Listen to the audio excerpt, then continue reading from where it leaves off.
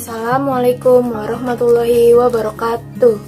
Di sini saya Nurul Haliza dari 12 TKJ 4 ingin menjelaskan sedikit perbedaan pemilu 2014 dan pemilu 2019. Pada tahun 2014, Jokowi yang berpasangan dengan Yusuf Kala unggul di 23 provinsi. Sementara itu, pasangan Prabowo yang berpasangan dengan Hatta Rajasa menguasai 10 provinsi. Kalau kita lihat dari hasil Pilpres 2019, Jokowi yang berpasangan dengan Ma'ruf Amin unggul di 21 provinsi. Sementara itu, 13 provinsi lainnya dikuasai pasangan nomor urut 02, Prabowo Subianto Sandiaga Uno. Nah, jadi dari video yang tadi sudah dilihat, perbedaan yang pertama yaitu keunggulan dalam setiap provinsi. Di tahun 2014 diketahui Jokowi dan wakilnya Yusuf Kala memperoleh keunggulan daripada kandidat Prabowo dan wakilnya Hatta. Kemudian di 2019 juga Jokowi dan wakilnya Ma'ruf Amin kembali unggul daripada lawan kandidatnya yaitu Prabowo dan Sandiaga Uno. Terkait dengan Undang-Undang Pilpres 42 tahun 2008, itu artinya pada pemilihan umum pada tahun 2019 mendatang dapat dipastikan pemilihan presiden dan juga pemilihan legislatif yang semula dibedakan dengan dalam jangka waktu nanti pada pemilu tahun 2019 mendatang akan disatukan.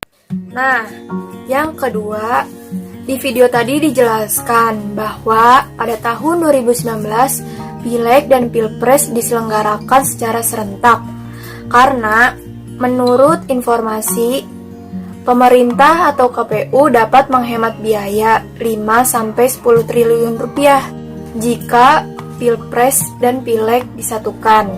Sedangkan pada tahun 2014 Pileg dan Pilpres masih diselenggarakan secara terpisah.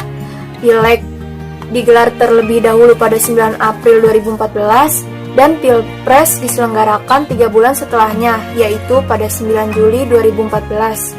Meskipun keputusan tersebut diputuskan pada 23 Januari 2014, Pileg dan Pilpres 2014 tidak diselenggarakan secara serentak karena KPU atau pemerintah yang lainnya masih dalam tahap persiapan. Kedua, dikhawatirkan akan mengganggu jalannya pemilu tahun 2014. Dan yang ketiga, takut adanya kekacauan sistem politik di Indonesia.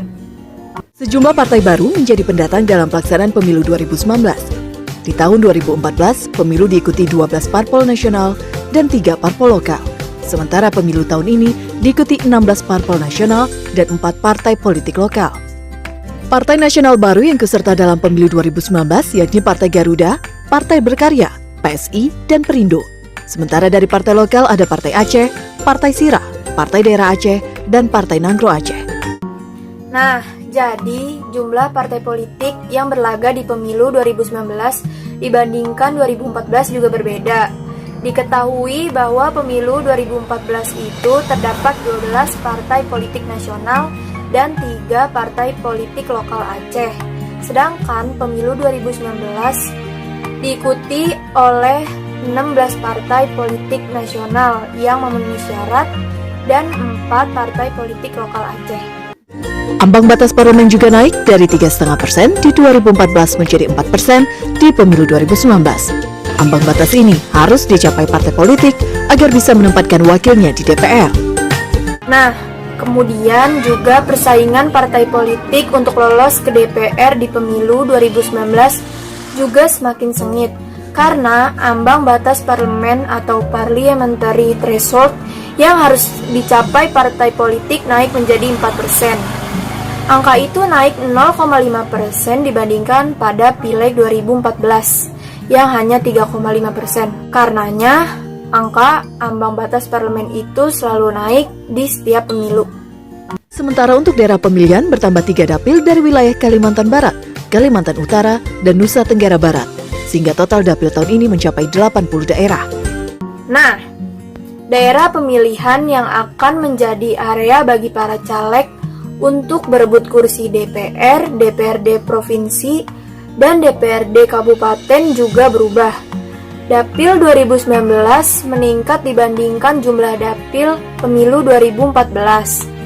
Dijelaskan di video tadi, dalam pemilu 2019, KPU menetapkan 80 dapil di seluruh Indonesia untuk anggota DPR.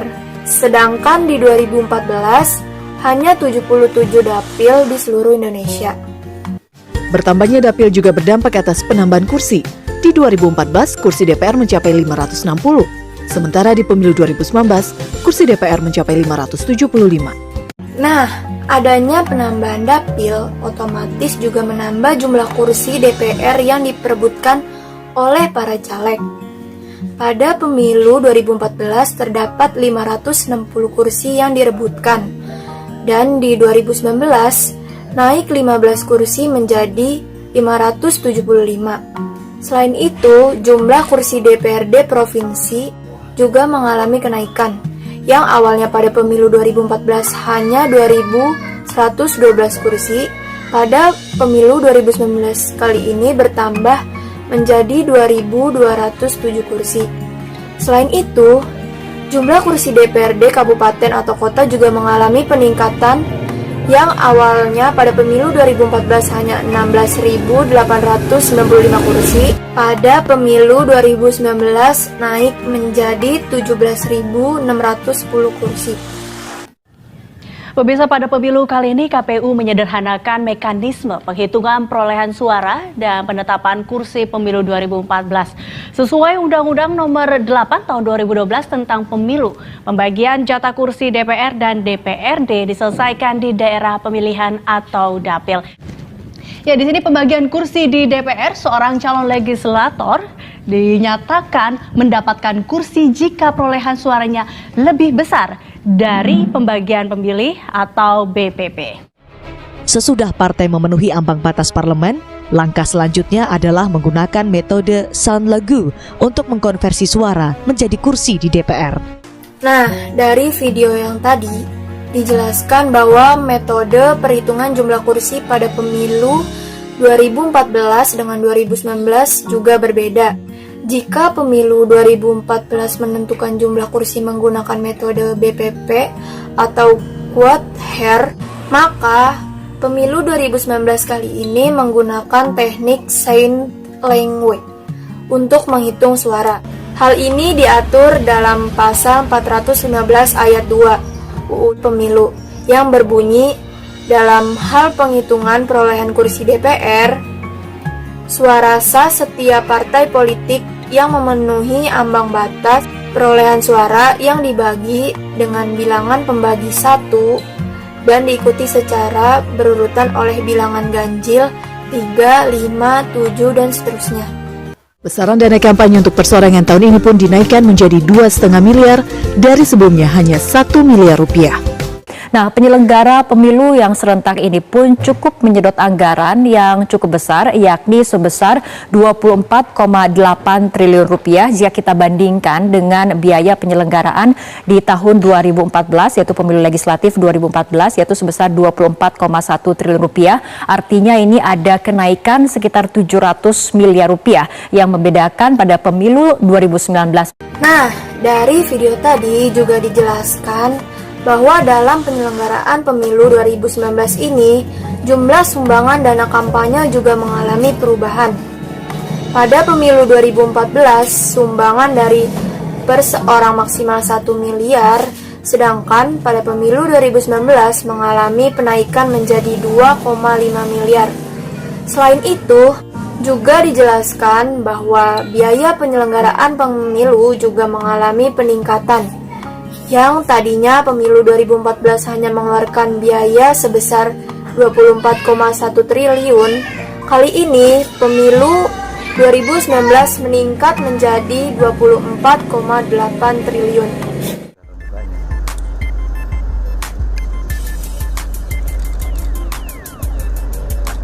Pemilu 2014 lebih sedikit hoaks dibandingkan pemilu 2019. Karena pada pemilu 2019 kali ini, jumlah hoaks meningkat drastis dan banyak yang menggunakan hoaks sebagai kampanye ataupun untuk menjelek-jelekan politiknya.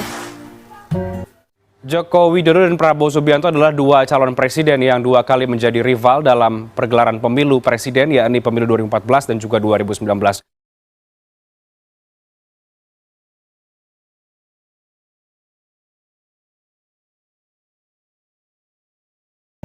Nah, selain perbedaan, di sini juga ada kesamaan.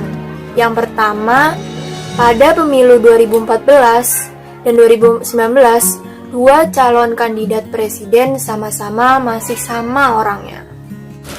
Kemudian, pemilu 2014 dan 2019 sama-sama dilaksanakan pada hari Rabu. Pileg 2014 dilaksanakan pada Rabu 9 April 2014 dan Pilpres 2014 dilaksanakan pada Rabu 9 Juli 2014. Sedangkan pemilu serentak 2019 dilaksanakan pada Rabu 17 April 2019.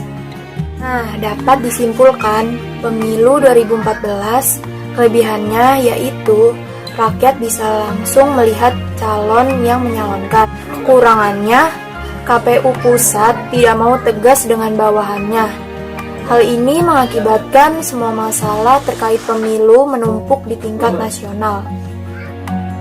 Kemudian, kesimpulan dari pemilu 2019 pertama, perencanaan pembangunan lebih teratur di pusat maupun daerah-daerah. Kedua, dapat menghemat biaya dan waktu bagi masyarakat.